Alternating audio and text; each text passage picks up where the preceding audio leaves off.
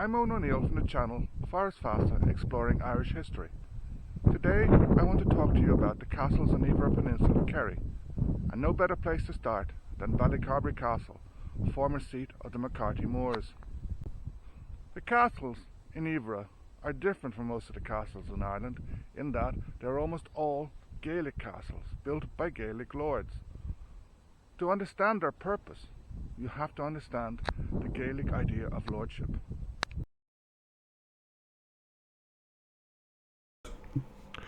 Ireland is a country of castles. There are a few thousand of them scattered around the island, varying in size from the large Norman castles of Trim and Carrickfergus to the simple tower houses found everywhere. While castles are normally associated with the Normans and English, the Gaelic Irish also built many. Iveragh is perhaps unique because most of its castles were built by Gaelic lords. Indeed, the two main exceptions to this, Castle Conway in Killorglin and Ballymalice Castle, highlight Gaelic power in the peninsula. Both were on the frontier between the Gaelic lordship of Desmond, basically the MacCarthy Moor lordship, and Kerry, what is now North Kerry, mostly held by the Earl of Desmond and other Geraldine lords, though there were some Gaelic lords such as O'Connor Kerry. Killorglin and Ballymalice were on the frontier between the Gaelic and Old English areas. Indeed, Castle Conway was burnt by the MacCarthys on at least one occasion. In the 13th century, Maurice Fitzgerald is recorded as building a castle in Dunlow, but this was demolished by the MacCarthys as well. The current castle there was built by the O'Sullivan Moor sept.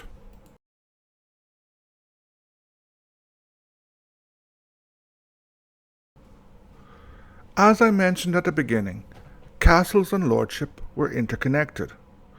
Until 1603, Ireland was politically fragmented. The country was divided into a mass of lordships and overlordships of a huge range of sizes. In West Munster, the two most important lordships were the Earl of Desmond and the MacCarthy Moor. Under these were a myriad of other lords, ranging from the Fitzmaurices of Lishnau, O'Connor Kerry and O'Sullivan Moor, to less powerful groups such as the O'Sheas or O'Donoghus. Moreover, these groups were constantly expanding and fragmenting. Iveragh was part of Desmond, the name the MacCarthy lordship was given. It was actually not part of Kerry. That would only happen in the early 16th century.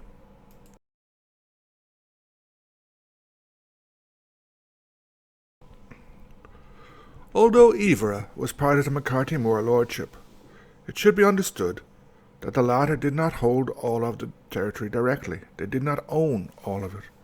Rather, they were at the top of a complex network. This included various MacCarthy septs, O'Sullivan Moor and other O'Sullivans, O'Sheas, O'Donoghus, and many other septs and branches of septs. Sometimes these accepted the overlordship of the MacCarthy Moors, sometimes not. The most important underlord was O'Sullivan Moor, who actually held more of Iveragh than the MacCarthy Moor. In addition, O'Sullivan Moor played a vital role in the inauguration of the MacCarthy Moor, as O'Sullivan Moor had the white rod, the rod of lordship as it was known.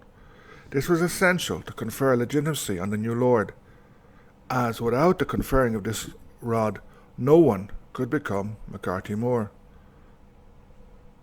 The O'Sullivan Moors held castles in Duncarron, their principal residence, Castle Cove and Dunlow. The MacCrowan O'Sullivans had castles in Letter, which no longer exists, and Rincara, while the O'Sullivans of Fermoyle had castles in Fermoyle and Ballycarna, and other O'Sullivans had castles in Drummullane, Capnacrush and Drummoor. The MacCarthy Moors held Ballycarbery and Ballinascalligs, while other MacCarthy septs had castles in Glebe and Itakua, neither of which exist anymore. Ross Castle was built by the O'Donoghus, but they lost it to MacCarthy Moor at the end of the 16th century. MacCarthy Moor then leased both Ross and Ballycarbery castles to Valentine Brown.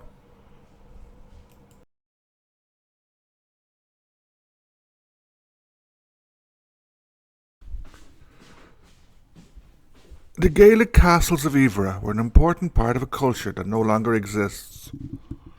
Misunderstood at the time and since, seen by many as archaic and backwards, these castles show the complexity and dynamism of Gaelic life. They had various purposes. Obviously, one was military or protective, but they also served as a point of connection between the owner of a castle and the public, his people, for celebrations, collecting taxes, settling disputes, etc. They also had a symbolic aim. One aspect of this was demonstrating the power of the Lord, most notably in Ballycarbery and Duncarron. The latter was the seat of O'Sullivan Moor, while Ballycarbery was one of the most important castles of MacCarthy Moor. Another aim was to demonstrate the wealth of a lord, something which had a performative side. Another important purpose would have been the provision of hospitality, feasting, and the holding of certain celebrations. Finally, they also provided housing and accommodation and a private area to the lord and his family. This can be seen, for example, in Ballycarbery, where the upper chamber is divided into two unequal parts, a larger public area and a smaller private one.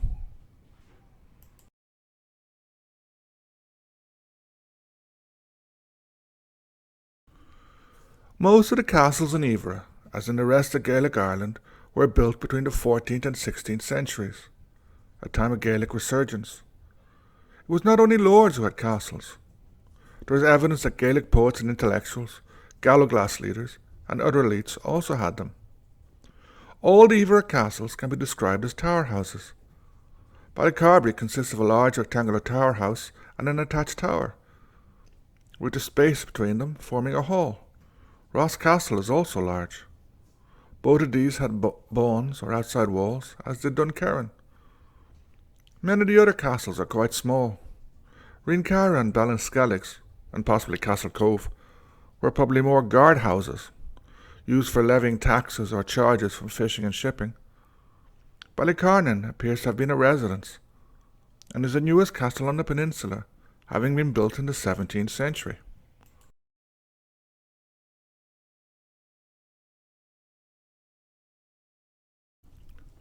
Duncarron Castle is interesting. It was the main residence of the O'Sullivan Moor. Like Ross and Ballycarbery, it had a bawn, but little remains of that now, and the castle itself is just ruins. Most interesting are 4 carved stones which used to be in the castle, but which unfortunately disappeared in recent years. These contained heraldic symbols of O'Sullivan Moor and a memorial plaque to Owen O'Sullivan Moor and his wife Sheila, daughter of MacCarthy Ray. Some of the Iveragh castles are well documented, others we know very little about, such as Ballinskelligs, Ring Cara, and the vanished castles of Iveragh and Letter. They were all part of the Gaelic world and show us how the dynamics of Gaelic lordship was imprinted on the land and interconnected with the sea. Although most are now ruins and some have disappeared, they are still valuable fragments of history, evidence of the dynamism of a Gaelic culture, which, unlike what many think, was not something archaic. Rather, it was actually modernizing, in contact with and accepting of new ideas, and often changing these ideas. Gaelic castles and tower houses are proof of this. However, this culture would be destroyed in the period between the 1550s and 1690s. The wars of Elizabeth and Cromwell would shatter the Gaelic elites, imposing a new political, economic and social structure which regarded Gaelic Ireland with contempt.